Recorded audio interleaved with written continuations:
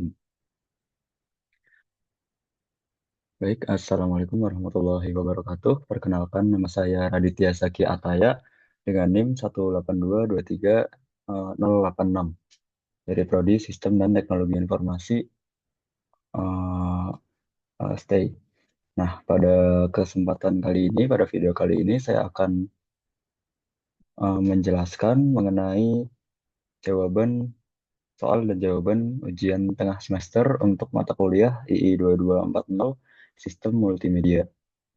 Oke, mungkin langsung saja saya masuk bentar,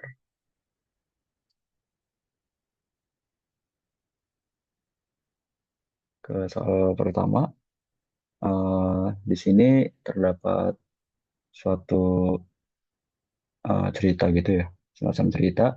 Andi membeli TV dengan layar OLED 4K.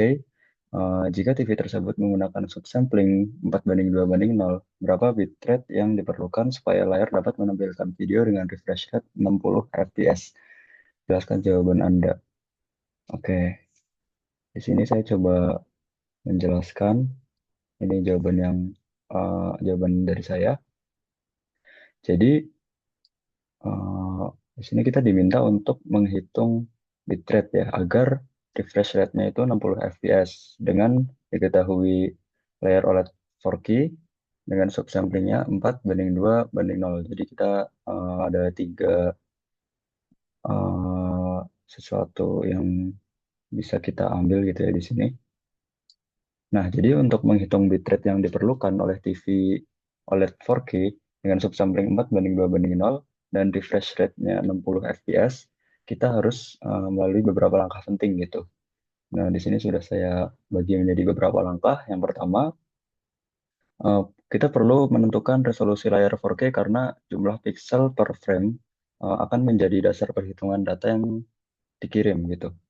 Nah, standar resolusi 4K itu 4K eh, sekitar segini 3840 dikali 2160 pixel. Nah, itu merupakan langkah yang pertama. Kemudian kita lanjut ke langkah yang kedua, yaitu menghitung bit per pixel atau BPP berdasarkan format subsamplingnya 4:2:0. Nah, jadi dalam subsampling ini 4:2:0 ini, setiap 2 kali 2 blok pixel itu terdapat eh, masing-masing 4 komponen luminance, kemudian eh, oh ini salah, seharusnya satu dua seharusnya itu dua itu terbagi menjadi chrominance CB dan juga CR. Jadi satu CB dan satu eh, CR gitu. Nah, di sini kita hitung jumlah bitnya gitu untuk setiap oh ya untuk 4 pixel. Jadi di sini karena luminance-nya ada 4 gitu, jadi kita kalikan dengan 8 bit. Kemudian ditambah dengan satu ini untuk CB-nya, untuk chrominance CB, dikali dengan 8 bit juga. Dan juga satu ini untuk chrominance CR, dikali dengan 8 bit juga. Jadi totalnya adalah 32 tambah 8 tambah 8 yaitu 42 bit untuk 4 pixel atau untuk 2 kali 2 blok pixel. Nah, sehingga bisa kita dapatkan untuk per pixelnya adalah 12 bit begitu. Untuk satu pixelnya adalah 12 bit.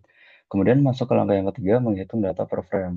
Nah, data per frame dihitung dengan mengalihkan jumlah total pixel, yaitu 3840, mana ini? 3840 dikali 2160, kemudian dikali dengan 12 bit per pixel yang tadi kita dapatkan di langkah sebelumnya.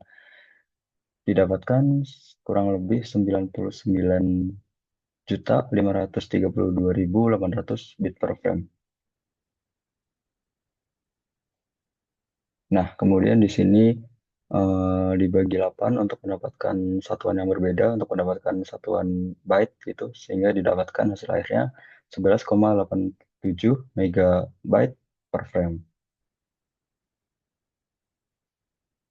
Nah, jadi langkah yang ketiga ini penting untuk mengetahui seberapa besar data yang perlu ditransmisikan untuk menampilkan satu frame penuh begitu. Kemudian masuk ke langkah yang terakhir yaitu menghitung bitrate.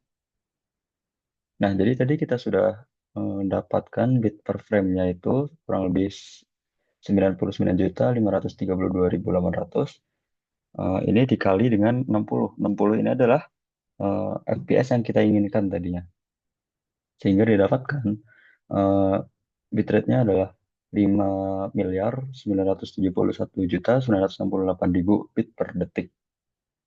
Kemudian kita sederhanakan eh, sekitar 5.971 Mbps atau megabit per second, dan kita sederhanakan lagi menjadi hasil akhirnya yaitu 5,97 gigabit per second atau gigabit per detik. Nah, jadi langkah terakhir ini penting untuk memastikan bahwa koneksi atau perangkat mampu mentransmisikan data dalam jumlah yang cukup besar untuk setiap detiknya agar tampilan video berjalan lancar tanpa kehilangan kualitasnya. Jadi bitrate yang diperlukan agar layar dapat menampilkan video dengan spesifikasi tersebut itu ya sekian 5,97 gigabit per second. Mungkin itu untuk jawaban soal nomor satu. Kemudian kita lanjut ke soal nomor dua. Nah, jadi di sini kita diminta untuk membuat string berisi 5 karakter nama pertama. Oh ya, kemudian ditambah dengan strip, STI, strip stay, strip ITB. Kemudian dikonversi dengan algoritma Huffman coding. Nah, jadi karena nama saya adalah Raditya Zaki Ataya, nah 5 karakter pertamanya adalah Radit, sehingga di kasus saya string yang terbentuk adalah Radit, strip STI, strip stay, strip ITB. Kemudian di sini ya ada 10 pertanyaan. Nanti kita akan bahas satu persatu. Nah, dari yang nomor satu dulu, kita diminta untuk eh, buatkan tabel frekuensi karakter dari string yang terbentuk. Nah, tadi stringnya adalah Radit, strip stay, mohon maaf, Radit, strip STI, strip stay, strip ITB. Nah, kita diminta untuk membuat tabel frekuensinya seperti ini.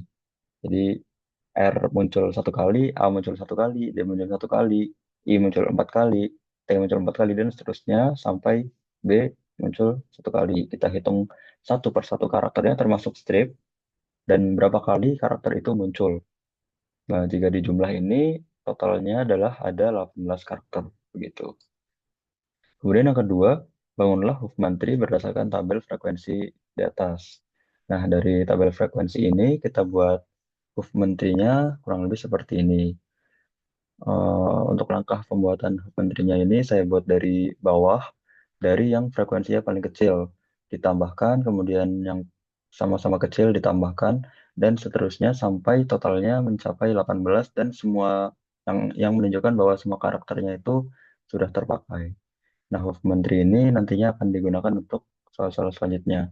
Oh ya, di sini saya lupa untuk menandai gitu eh, untuk pembuatan apa namanya kode binarnya. Jadi di sini saya asumsikan yang kiri adalah nol dan yang kanan adalah satu gitu. Oke, jadi karena ini penting untuk menjawab nomor tiga. Tentukan kode binar Human untuk masing-masing karakter. Oke, kita jawab di sini. Nah, jadi saya sudah asumsikan yang kiri adalah nol dan yang kanan adalah satu. Sehingga untuk mendapatkan huruf D adalah 0000. Seperti ini 0000. Kemudian untuk E 00 0001 dan seterusnya sampai ke B ya. 10111 begitu. Jadi tabelnya adalah seperti ini kurang lebih. Next untuk nomor 4, hitunglah rata-rata panjang bit dari hasil pengkodean. Nah, jadi untuk rata-rata panjang bit ini kita menggunakan dua komponen yaitu jumlah bit untuk setiap karakternya dan juga frekuensi karakter itu muncul. Jadi kita menggunakan tabel ini kode biner dan juga tabel frekuensi. Nah, misalkan dari yang pertama karakter D, di sini dia panjang bitnya adalah 4, kemudian frekuensinya adalah 1 ya untuk karakter D. Sehingga kita kalikan satu ini frekuensinya dikali dengan 4 itu kode biner panjang bitnya begitu. Kemudian lanjut juga ke E, E juga panjangnya 4, frekuensinya juga 1 sama, jadi 1 kali 4, kemudian S itu panjangnya 3, muncul dua kali. Jadi 2 kali 3 dan seterusnya sampai ke B. B ini panjangnya 5 dan munculnya satu kali begitu. Kita jumlahkan hasilnya 53 dibagi dengan 18 yaitu total karakter yang kita punya di stringnya. Sehingga rata-rata panjang bitnya adalah 2,944 bit gitu. Oke, kita lanjut ke nomor maaf, lanjut ke nomor 5. Hitung ukuran total bit dari hasil kompresi jika string asli terdiri dari 1000 karakter yang distribusinya sesuai dengan frekuensi tabel. Oke. Eh, Sebenarnya ini cukup mudah ya, karena ya ini total bit dari hasil frekuensi jika string asli terdiri dari 1000 karakter yang distribusinya sesuai dengan frekuensi pada tabel. Jadi kita sudah dapatkan dari rata-ratanya itu 2,944 bit. Nah, kalau diminta 1000 karakter, maka kita tinggal mengalikan rata-rata bitnya ini dikali dengan 1000 gitu. Jadi 1000 dikali 2,944. Hasilnya adalah 2944,44 bit gitu. Kemudian next nomor 6, hitung rasio kompresi jika setiap karakter dalam representasi asli disimpan dengan 8 bit. Oke, oke, rasio kompresi. Oke, tadi ukuran aslinya adalah diketahui 8 bit ya. Maka untuk 1000 karakter yaitu 1000 dikali 8 yaitu 8000 bit. Sedangkan eh, hasil yang kita dapatkan, hasil kompresi yang kita dapatkan tadi adalah 2944,44 bit. Maka untuk rasionya kita tinggal membagi ukuran setelah dikompresi dibagi dengan ukuran aslinya, yaitu 2944,44 dibagi 8000 kurang lebih yaitu 0,368 atau sama dengan 36,8%.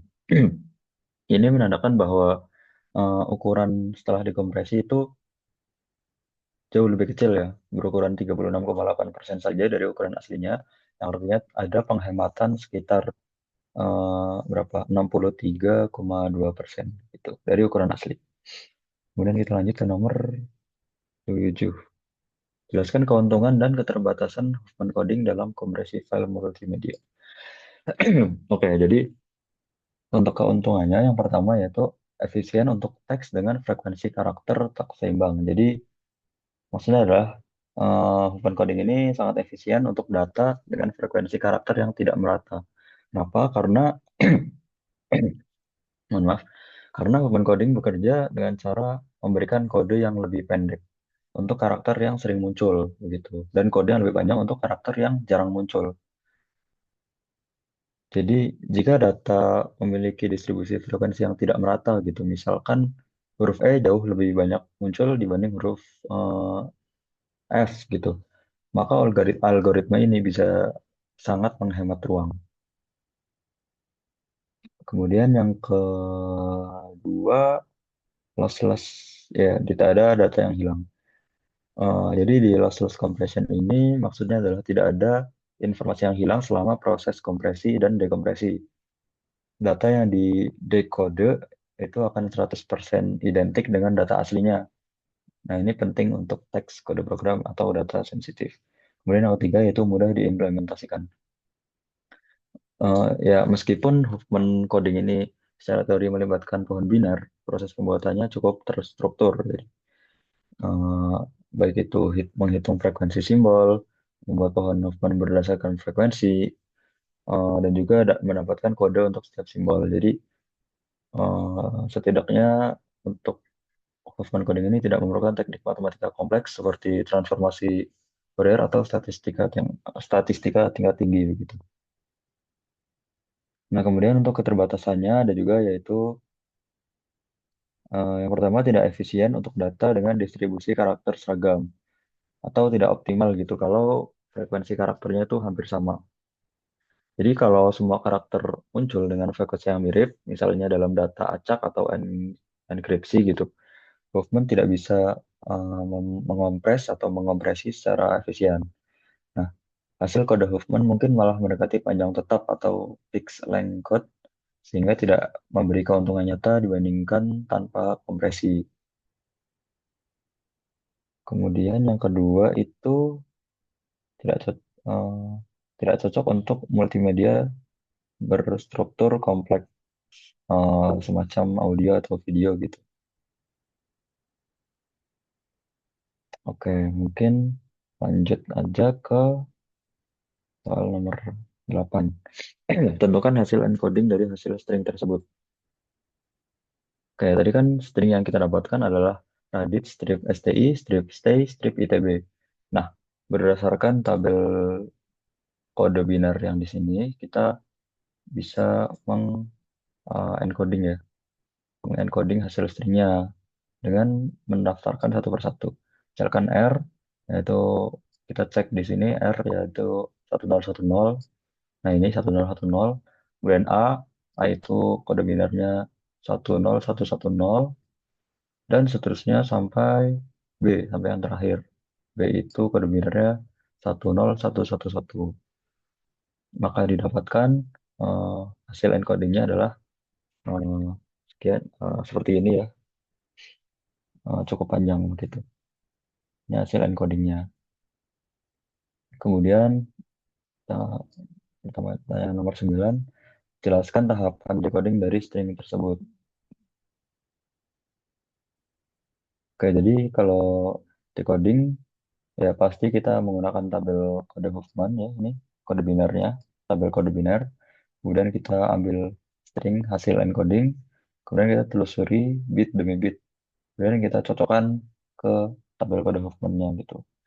Oke, jadi mungkin langsung ke praktiknya saja di nomor 10 ini karena kita di nomor 10 diminta untuk decode ya. Benar.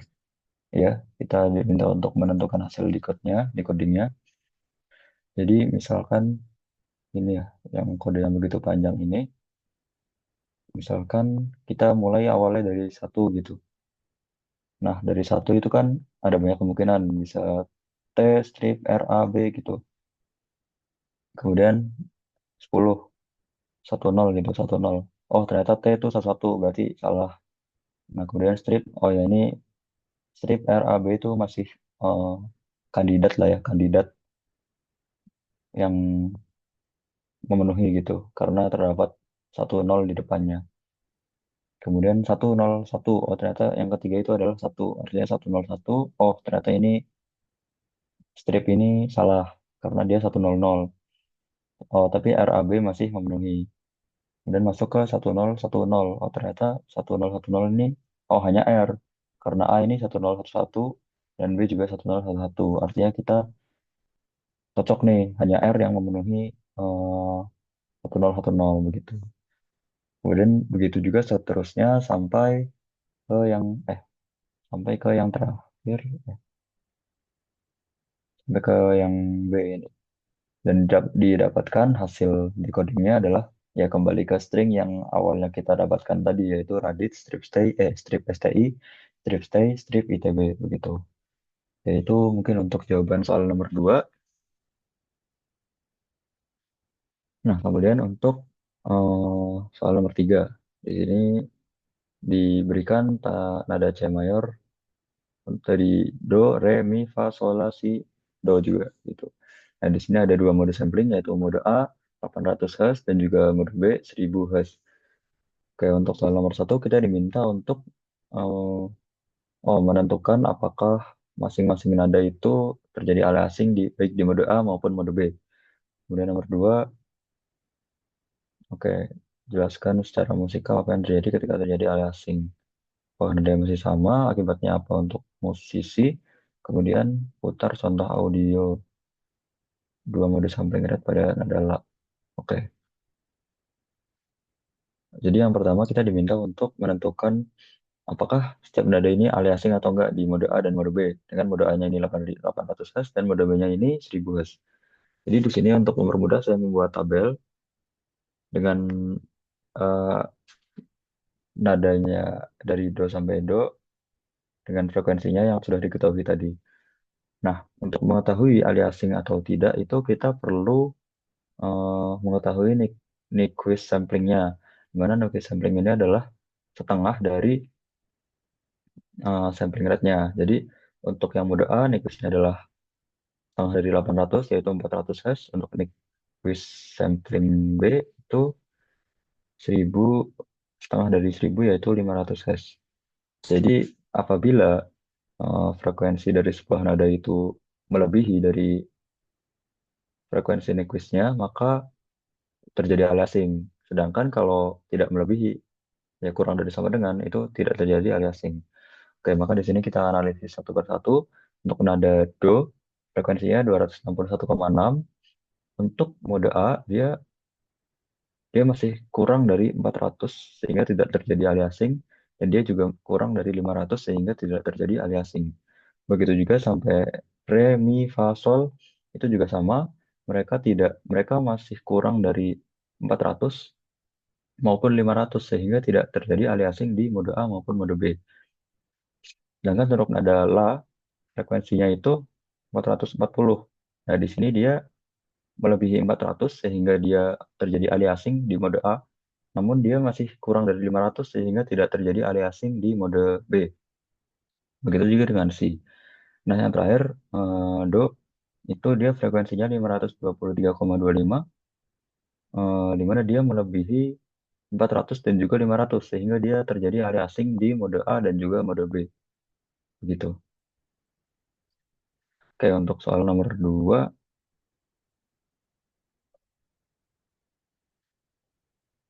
Nah, untuk ketika terjadi aliasing ya, oke. Jadi, ketika terjadi aliasing itu nada yang dihasilkan tentunya tidak sama ya. Jadi, nada yang mengalami aliasing itu terjadi seperti nada yang terdengar seperti nada yang lebih rendah dan tidak harmonis. Nah, kenapa kayak gitu? Jadi, karena seperti yang kita bahas di nomor sebelumnya ya, eh, aliasing itu terjadi ketika frekuensi sebuah nada itu setengah, kurang dari frekuensi Nyquistnya, sehingga nadanya itu tidak bisa direpresentasikan secara akurat seperti sebagaimana nada aslinya begitu. Jadi itu kayak misal di nada la itu punya frekuensi 440. Dia aliasing di mode A begitu. Nah, nada aslinya itu adalah 440, tapi karena dia lebih dari Nyquist frekuensi di mode A lebih dari 400, maka dia jadi aliasing. Jadi aliasing itu kan sampling rate-nya itu tadi 800 ya, 800. Nah, selisihnya dengan frekuensi aslinya itu, jadi 800 dikurangi 440 itu adalah 360.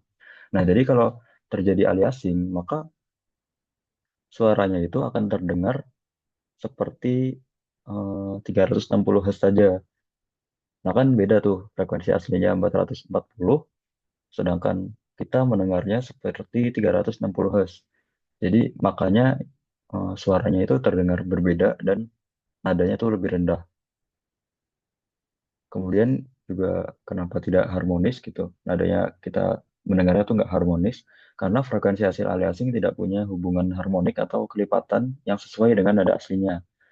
Nah, ini frekuensi hasil aliasing tuh menciptakan bunyi yang aneh, kasar atau out of tune gitu ketika karena tidak cocok dengan sistem tangga nada musikal begitu.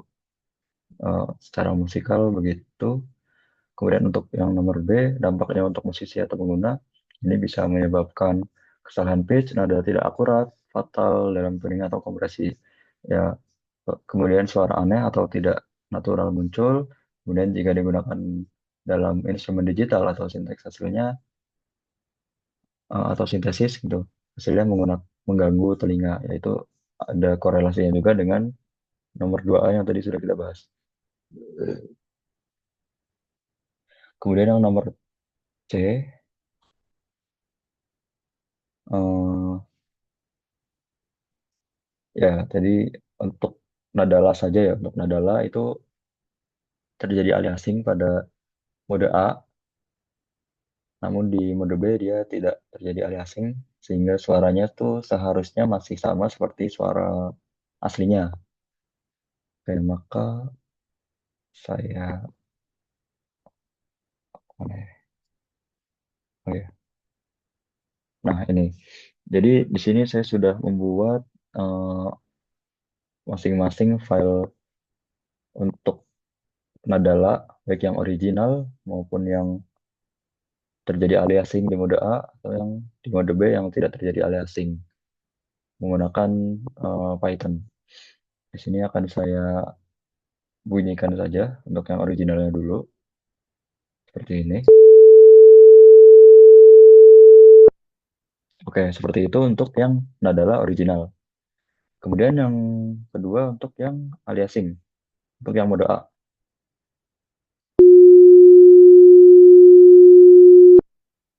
Oke, jadi bisa kita dengar ya bedanya yang original dan yang aliasing. Kita ulangi, coba.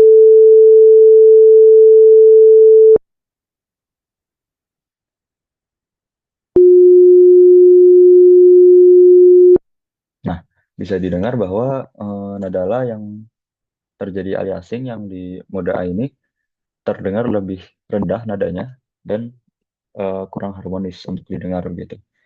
Oke, mungkin kita coba yang terakhir, mode B yang tidak terjadi aliasing. Nah, kalau kita perhatikan mode B ini, karena dia tidak terjadi aliasing, maka suaranya sama seperti yang original. Mari kita dengarkan ulang ya untuk memastikan.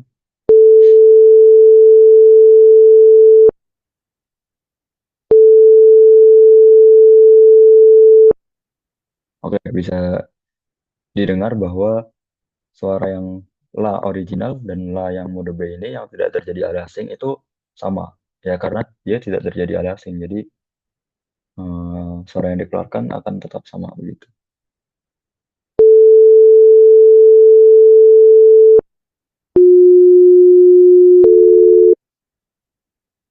Oke, mungkin jadi sekian penjelasan jawaban UTS dari saya. Kurang lebihnya mohon maaf apabila ada kesalahan dalam menjawab atau kekurangan dalam penjelasan. Saya mohon maaf. Wassalamualaikum warahmatullahi wabarakatuh.